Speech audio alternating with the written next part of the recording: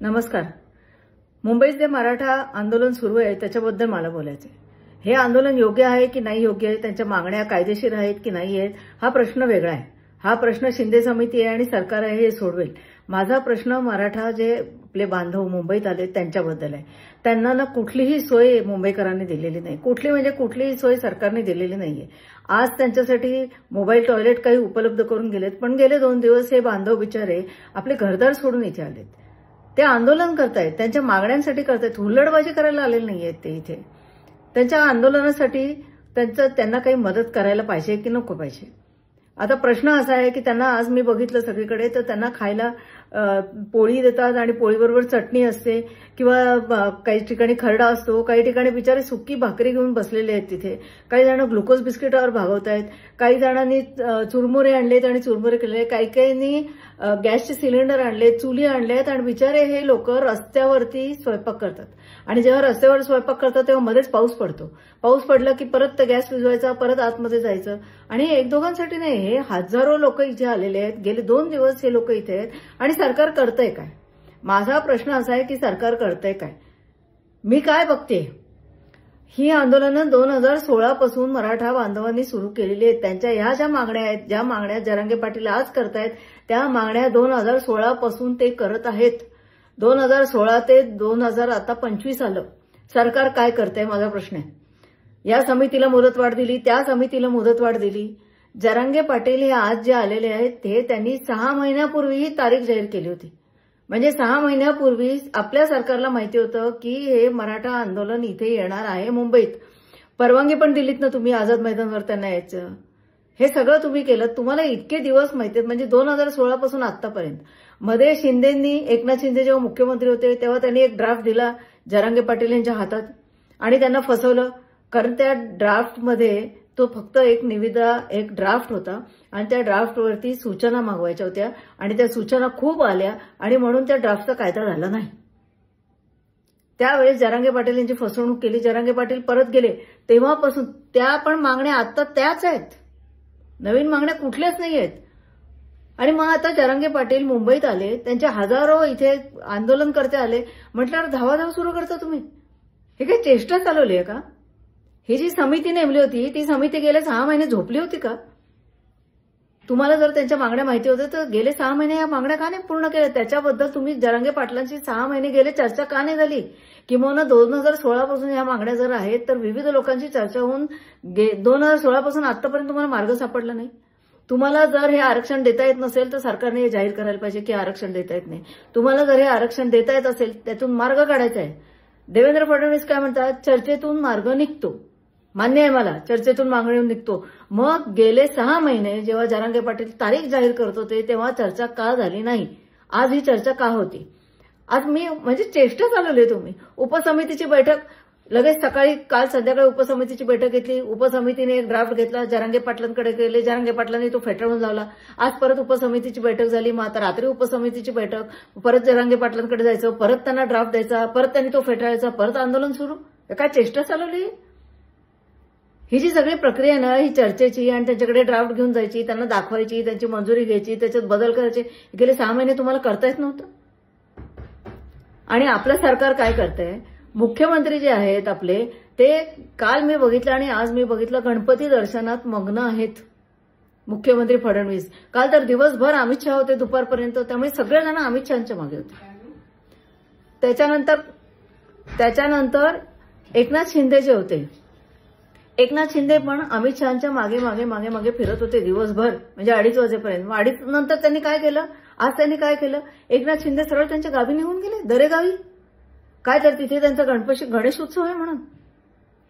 म्हणजे तुम्ही बघा की इथे मराठा बांधव आंदोलनं करतायत, पावसात भिजतायत, आजारी पडतायत, भाकरी खाऊन राहतायत, सुकी भाकरी, चटणी खाऊन राहतायत.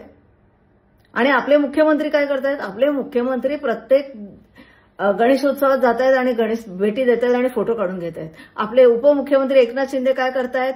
एकनाथ शिंदे पण अमित शहाच्या मागे 2:30 वाजेपर्यंत फिरले आणि त्याच्यानंतर दरेगावी निघून गेले. आज म्हणे ते घाईघाईने परत आले. तुम्हाला माहिती नाही काय चाललंय इथे ते. आणि आपले दुसरे उपमुख्यमंत्री अजित पवार ते काय करतायत? ते पुण्यात त्यांचा जो मतदारसंघ आहे तिथे बैठका घेत बसले. त्यांच्या विषयांच्या बैठका घेत बसले तुम्ही आणि आज ते मुंबईला येणार. म्हणजे तिघही आपले जे आहेत मुख्यमंत्री आणि उपमुख्यमंत्री यांना परवा नाही. तुम्ही बसून हे तुमची जबाबदारी आहे. हे तुम्ही बसून हेतनं चर्चेतनं मार्ग काढायला पाहिजे. तुम्ही गणपती दर्शन करताय आणि हे बिचारे रस्त्यावरती हे करताय, हे चित्र बरोबर नाही ना. हे मिसमॅनेजमेंट दिसते ही सरळ सरळ. आणि 2016 पर्यंत तुम्ही आता म्हणता की जरांगे पाटील यांच्या मागे विरोधक आहेत. आता भाजपने हे नॅरेशन सुरू केले की जरांगे पाटील यांच्या मागे विरोधक आहेत. काय प्रॉब्लेम आहे तुम्हाला? जेव्हा तुम्ही सत्तेत नव्हता, जेव्हा तुम्ही विरोधात होतात, तेव्हा तुम्ही हेच करत होतात. हेच करत होतात ना. पाठिंबा देत होतात ना त्यांना. आंदोलनं करत होतात ना. रस्त्यात उतरत होतात ना. मदत करत होतात ना काही काही आंदोलनांना. कशाला सत्ता जे सत्तेत आहेत त्यांना उलटवून टाकायला. मग आता तुम्हाला काय प्रॉब्लेम? असतील विरोधक हेच करणार. तुम्ही तेच केलं होतं. मग हे आर्ग्युमेंट काय की विरोधक असतील मागे? आमचा संबंध नाही विरोधकांशी. विरोधक आहेत त्यांच्या मागे की नाहीये. आज प्रश्न असा आहे की हे माझे मराठा बांधव गेले 2 दिवस आणि मला माहित नाही ह्याच्या पुढे किती दिवस आहेत, त्यांचे खूप हाल होत आहेत मुंबईत. त्याच्यातनं मार्ग काढायला पाहिजे जो 2016 पासून तुम्ही काढलेला नाही. जरांगे पाटील जेव्हा आले होते नवी मुंबईत, जेव्हा त्यांनी विजयी गुलाल उधळला होता, तेव्हा तुम्ही त्यांना फसवलेले आहेत. तेव्हा सुद्धा ते ह्याच मागण्या करत होते. आणि जर एवढं मोठी सरकारी यंत्रणा 4-4, 5-5 वर्ष लावत असेल एका प्रॉब्लेम सोडवायला, आणि जर इतकी बेफिकीर असेल की त्यांना येऊ दे, त्यांना बसू दे आझाद मैदानवरती, आम्ही गणेश दर्शन करतो, हे बरोबर नाही. तुम्हाला आम्ही आमचे सेवक म्हणून बसवले तिथे. आमचे प्रॉब्लेम सॉल्व्ह करतात. आणि जर चर्चेने सॉल्व्ह करतात असं फडणवीस साहेब तुम्ही म्हणता ना, चर्चेने सॉल्व्ह करणारे, मग चर्चा करा ना दिवस रात्र. बाकी सगळ्या चर्चा दिवस रात्र होतात. गेले 6 महिने जरांगे पाटलांशी का नाही चर्चा केली? गेले 6 महिने आपल्या सरकारचं एखादा समिती का नाही जरांगे पाटलांना भेटायला गेली? मुंबईत आल्यावर तुम्ही हे नाटकं सुरू करता. सकाळी समिती जाते भेटायला, संध्याकाळी समिती जाते, अगदी तुम्ही फार काहीतरी करताय असं दाखवताय. उद्धव ठाकरे तर काही बोलत नाहीत. त्यांनी फरमान सोडलं, मदत करा. बस झालं तुमचं काम. आणि राज ठाकरे तर म्हणतात शिंदेना जाऊन विचारा. म्हणजे हे जरांगे पाटील परत आलेत आणि ते आंदोलन करतायत, तर त्याला उत्तर राज ठाकरेंनी काय केलं? शिंदेना जाऊन विचारा. कारण गेल्या वेळेस शिंदेनी त्यांना म्हणे विजय उत्सव केला होता ना, आणि मग ते परत का आले ते शिंदेना जाऊन विचारा. राजसाहेब, तुम्ही राजकारणात आला आहात, प्रत्येक गोष्टीचं उत्तर तुम्ही द्यायला पाहिजे. तुम्ही शिंदेना जाऊन विचारा सांगू नका. तुम्ही राजकारणात आलात, तुम्ही पालिकेची निवडणूक लढवणार आहात. त्यामुळे तुम्हाला ह्याच्यातनं काय चर्चा सुचतीये आणि तुम्हाला ह्याच्यातनं काय उत्तर सुचते हे तुम्ही सांगायला पाहिजे जनतेला, की हे होऊ शकतं किंवा हे होऊ शकत नाही. ह्याला विचारा आणि त्याला विचारा करू नका तुम्ही. ही सुटका नाही, ही पळवाट नाही. सगळ्या पक्षांचं तेच चाललंय. कुणालाही पडलेले नाही त्या मराठा बांधवांची. आणि तुम्ही म्हणताना त्यांनी वेठीस धरलं मराठी बांधवांनी. मी सांगते तुम्हाला, हे वेठीस धरलेलं हे मराठी बांधवांनी वेठीस धरलेलं नाही. आपल्याला वेठीस धरलंय ते मुख्यमंत्री फडणवीस, उपमुख्यमंत्री एकनाथ शिंदे आणि उपमुख्यमंत्री अजित पवार यांनी मुंबईला वेठीस धरलेलं आहे. कारण जरांगे पाटलांनी 6 महिन्यापूर्वी तारीख जाहीर केली होती की मी ह्या तारखेला मुंबईत येणार.